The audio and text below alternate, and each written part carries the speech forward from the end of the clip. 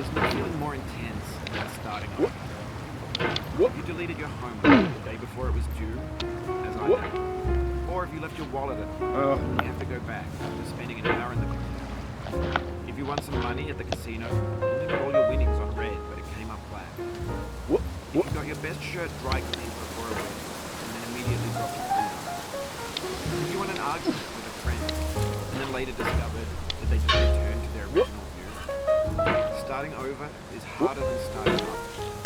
If you're not ready for that, like if you've already had a bad day, then what you're about to go through might be too much. Feel free to go away and come back. I'll be here. Alright, thanks for coming with me on this trip. I'll understand if you have to take a break at any point. Just find a safe place to stop with the game. Don't worry, I'll save your progress, always, even your mistakes. This game is a homage to the free game titled Sexy Hiking. The author of that game was Jazzo, a mysterious Czech designer who was known at the time as the father of B games. And B games are rough assemblages of found objects.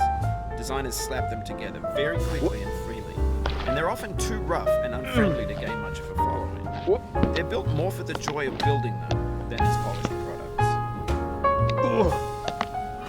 In a certain way, Sexy Hiking is the perfect embodiment of a B game. It's built almost entirely out of found and recycled parts, and it's one of the most unusual and unfriendly games of its time. In it, your task is simply to drag yourself up a mountain with a hammer. That act of climbing, in the digital world or in real life, has certain essential properties that give the game its flavor. No amount of forward progress is guaranteed.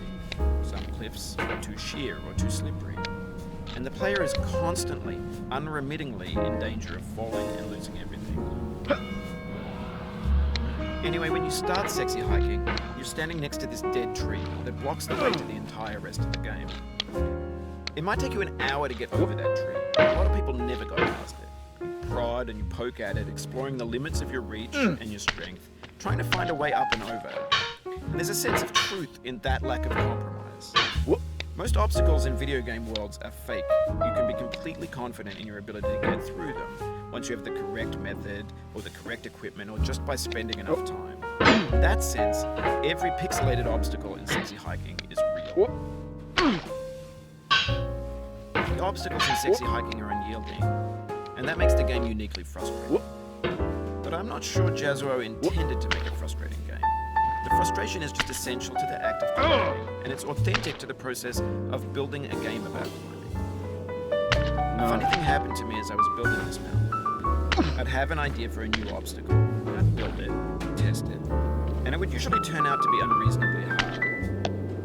But I couldn't bring myself to make it easier. It already felt like my inability to get past a new obstacle was my fault as a player rather than as a builder. Imaginary mountains build themselves from our efforts to climb, and it's our repeated attempts to reach the summit that turns those mountains into something real. When you're building a video game world, you're building with ideas, and that can be like working with quickset cement.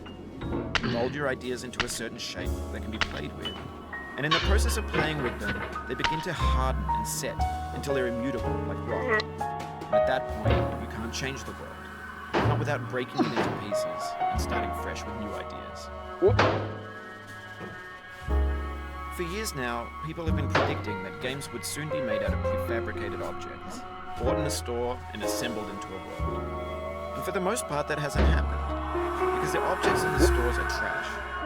I don't mean they look bad or that they're badly made, although a lot of them are. I mean they're trash in the way that food becomes trash as soon as you put it in the sink. Things are made to be consumed and used